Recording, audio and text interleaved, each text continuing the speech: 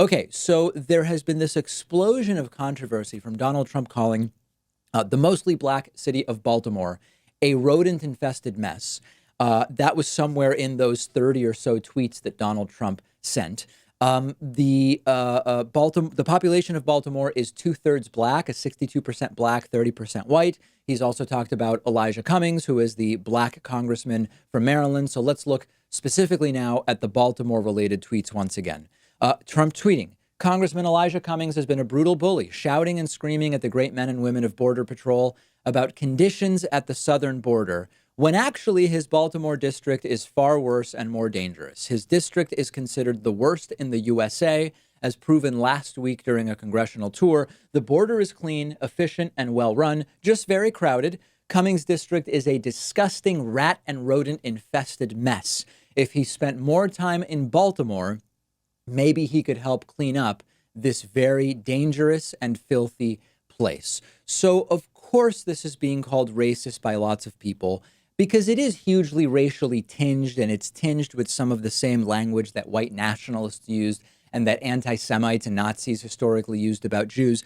Is it demonstrably actually racist? I mean, yeah, it probably is, but I'm going to make the case to you today that it actually doesn't matter at this point. Debating whether this is racist is a loser's game in this particular case, and I think the left needs to understand this going forward. Republicans immediately after Donald Trump was accused of being racist for criticizing Baltimore in this way, Republicans immediately pointed to Bernie Sanders' prior comments that Baltimore is a third world country and a disgrace. Now, the context was totally different, but it immediately muddies the water. Did Bernie mean that it's a third world country because there's black people? So yes, this infested stuff is the same language that goes back to Nazi terminology about Jews as an infestation like roaches or vermin that needs to be exterminated. It's the same language. There's no doubt about it. And of course, immediately the conversation becomes about, well, Nancy Pelosi says it is racist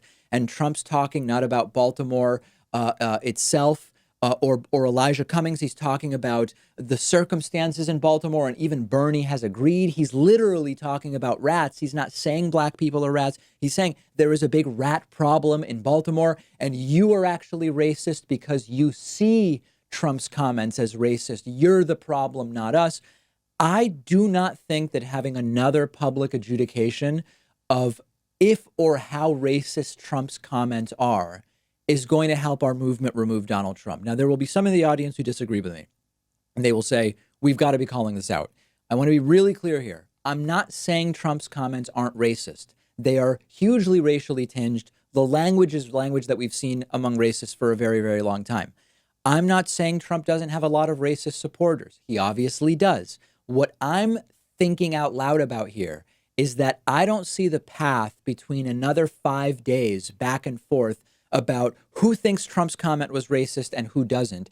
I don't see that as being useful to the goal of removing Donald Trump in 2020 and bringing some semblance of sanity back to the United States. Because remember, I told you weeks ago, this is now a strategy. Lots of people are supporting Trump because of comments like this. This is who they increasingly are publicly. Trump has emboldened them to publicly say they support this language. It's not a liability for Trump's reelection for him to use this language.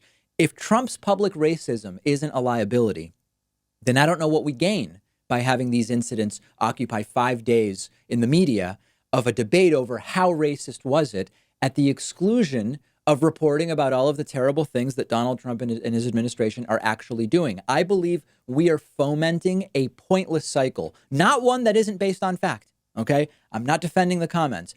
For example, though, yesterday morning, Trump's chief of staff, Mick Mulvaney, was on TV defending Donald Trump's use of the word infested when there are many more important things that Mick Mulvaney should be confronted about. So this is now a secondary news cycle to take attention away from the immediate crises that are going on. The focus should be, it's beneath the office of the president to insult cities and to insult members of Congress and to talk in this way, period. Meanwhile, the border is a human rights fiasco.